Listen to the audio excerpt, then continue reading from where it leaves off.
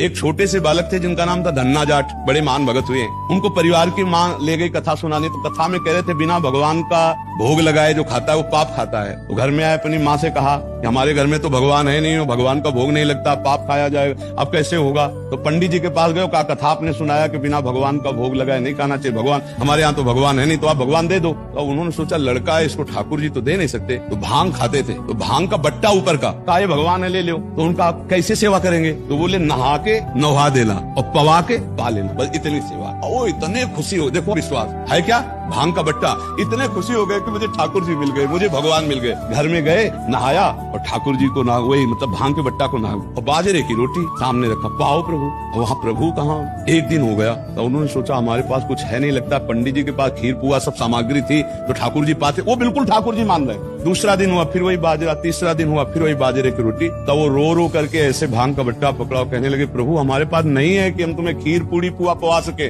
और गुरु जी ने कहा बिना पवाए पाना नहीं, अगर आप नहीं पाओगे तो हम चाहे मर जाएं लेकिन नहीं पाएंगे। उसी समय श्री कृष्ण प्रकट हो गए और बाजरे की रोटी शुरू कर दी पाना। तो बोले देखो तुम कितने निर्दयी हो, 3 दिन से तो हमें भूख लगी है और हमारे घर में ज्यादा कुछ है नहीं, 1-2 रोटी माँ बना पाते है, गरीब आदमी, पूरी रोटी तुम नहीं पाओगे, आधी हमें दो आधी तुम पाओ। और फिर जो लीला का विस्तार हुआ कि धन्ना सेठ हो गए, अपार वैभव उनके। ये है विश्वास, गुरु के वचनों पर बिल्कुल बुद्धि न चलाकर विश्वास है।